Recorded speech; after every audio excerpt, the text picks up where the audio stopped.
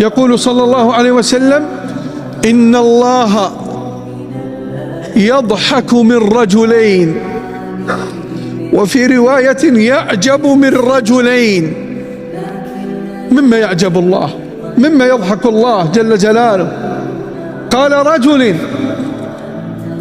رجل قام من فراشه ووطائه في ليلة باردة، ترك لذته، ترك دفئه، ترك فراشه، ترك راحته، فقام فتوضأ ثم صلى، فيقول الله وهو العالم به: ماذا يريد هذا الرجل أن يصنع؟